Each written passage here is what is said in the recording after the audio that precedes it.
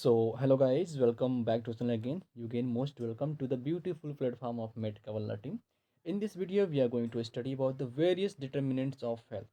जहाँ भी डिटर्मिनेंट्स शब्द आते हैं इसका मतलब ये क्या हो गया, फैक्टर्स अफेक्टिंग हेल्थ। ऐसे कौन कौन से फैक्टर्स हैं जो किसको अफेक्ट करते हैं, हेल्थ को। जिसमें फर्स्ट हम उन लोग स्टडी करने वाले हैं किसके बारे में, बायोलॉजिकल और genetic factors. The first one is biological या फिर जेनेटिक फैक्टर्स। सिंपली अगर इसको देखा जाए तो ऐसे फैक्टर्स जो पेरेंट्स से, जो किससे, पेरेंट्स से किस में आए, बच्चों में आए, उससे इस फैक्टर को क्या बोलते हैं, जेनेटिक फैक्टर्स। मतलब ऐसे फैक्टर्स या डिजीजेज जो जीन के थ्रू पेरेंट्स से ट्रांसफर होकर किस में आ जाए, बच्चों में आ जाए, उसी को बोलते हैं जेनेटिक फैक्टर्स। जैसे अगर किसी के पेरेंट्स को डायबिटीज है, डायबिटीज फर्स्ट है, तो क्या आता है, उनके बच्चों में ये ट्रांसफ़र हो जाता है। हार्ट डिजीज अगर किसी को है, ठीक है, तो ये उनके बच्चों में क्या होता है, ट्रांसफ़र होता है।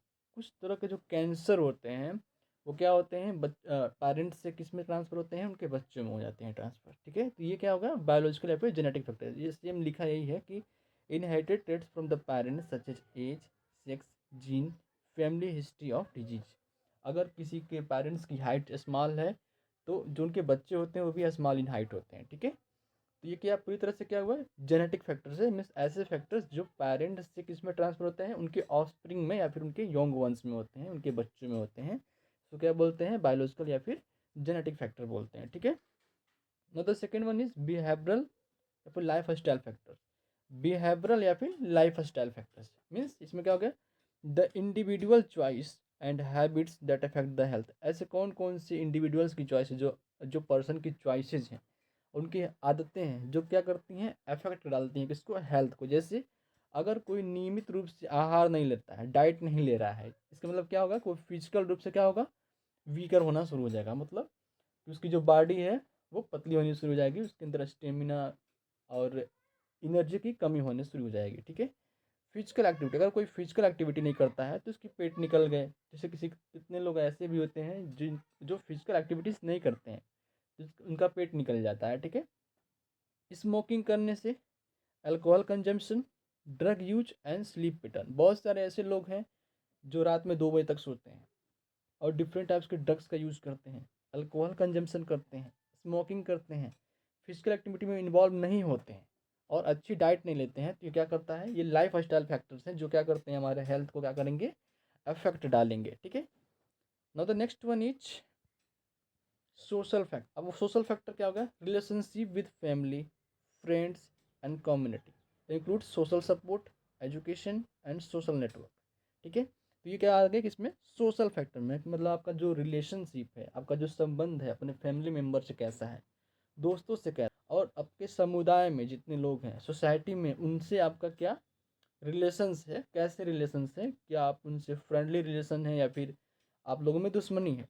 तो ये सोशल फैक्टर्स हो गए जो क्या करते हैं, क्या आपके हेल्थ को प्रभाव डालते हैं। जैसे strong family support improve mental है। अगर आपके पास स्ट्रॉन्ग फैमिली सपोर्ट है तो जो आपकी मेंटल, जो मानसिक संतुलन रहता है वो सही रहता है। आप डिप्रेशन में नहीं जाओगे, एंजाइटी में नहीं जाओगे, क्योंकि घर के लोग या फिर आपके जो दोस्त हैं, जो अच्छे दोस्त हैं, वो क्या करेंगे, आपको संभाल लेंगे। ठीक है, now the next one is economic या फिर सोशियो इकोनॉमिक फैक्टर्स।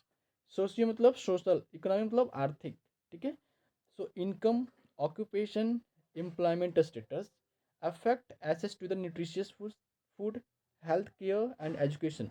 जैसे मान लो अगर आपके पास अच्छी इनकम नहीं है, ठीक है, आपके पास अच्छा ऑक्यूपेशन नहीं है, मतलब काम नहीं है, जॉब नहीं है, अच्छा एम्प्लॉयमेंट की सुविधा नहीं है, इन डैट केस क्या होगा कि आपके पास जो न्यूट्रिशियस फूड होगी आप उसको अफोर्ड नहीं कर पाओगे। मतलब जो अच्छे न्यूट्रिशन वाले फूड होंगे उसको आप परचेस करके खा नहीं पाओगे। ठीक है, तो अपनी अच्छी हेल्थ केयर फैसिलिटी में इंडल्ज नहीं हो पाओगे। क्यों, क्योंकि आपके पास पैसे नहीं है।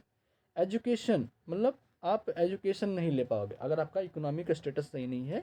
तो क्या आप अच्छी न्यूट्रिशन नहीं ले पाओगे, अच्छी हेल्थ केयर सर्विसेज नहीं पा पाओगे और अच्छी एजुकेशन नहीं पा पाओगे। ठीक है, तो ये यही बोल रहा है कि ये इकोनॉमिक या फिर सोशियो इकोनॉमिक ऐसे फैक्टर्स होते हैं जो हमारे हेल्थ को कैसे क्या करेंगे, अफेक्ट डालेंगे। ठीक है, लो इनकम होता है can increase the risk of mall nutrition. आपके पास अगर लो इनकम है तो आप न्यूट्रिशियस फूड नहीं ले पाओगे, हेल्थ केयर सर्विसेज नहीं अच्छी पाओगे और अच्छी एजुकेशन नहीं पाओगे। माल न्यूट्रिशन मतलब कुपोषण, मतलब डाइट में न्यूट्रिशन की कमी, जिससे क्या होता है बॉडी को अच्छी न्यूट्रिशन नहीं मिलता है, तब क्या किस में आ जाएंगे, मॉल न्यूट्रिशन में आएंगे, मतलब कुपोषण में आ जाएंगे। ठीक है ना। तो next one is environmental factors.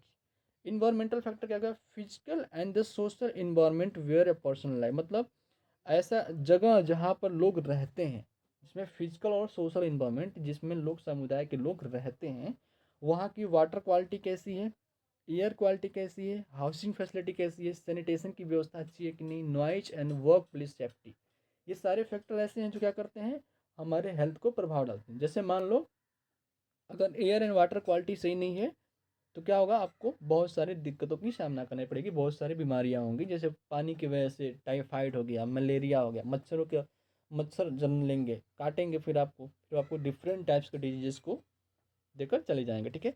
Housing अच्छी नहीं है अगर, तो घर वहाँ पर अच्छे नहीं है। तो सैनिटेशन, सैनिटेशन मीन्स जैसे मैंने बताया था कि किसी मतलब कूड़ा करकट को किसी पार्टिकुलर स्थान पर जाकर उसको क्या करना है, डिस्ट्रॉय करना। ठीक है। नॉइज, अगर आपके जहाँ पर आप रहते हो वहाँ पर नॉइज ज़्यादा है, तो इससे आपको क्या आएगी, दिक्कतें आएंगी, आपके हेल्थ को लेकर कोई ना कोई दिक्कतें ज़रूर आएंगी। वर्क प्लेस सेफ्टी, जहाँ पर आप काम कर रहे हो अगर वहाँ पर सेफ्टी नहीं है, तो ये भी एक ऐसे फैक्टर हैं जो क्या करेंगे, हमारे हेल्थ को प्रभाव डालेंगे। जैसे pollution can cause respiratory problems, जाहिर सी बात है, अगर पॉल्यूशन है आपके जहाँ पर आप रहते हो, वहाँ पर एयर में या फिर वाटर में पॉल्यूशन है, that can cause the respiratory problems like asthma, bronchitis, emphysema और डिफरेंट टाइप्स के डिजीजेज जो रेस्पिरेटरी से रिलेटेड होते हैं, वो उससे आप क्या करोगे, सफ़र करोगे। ठीक है।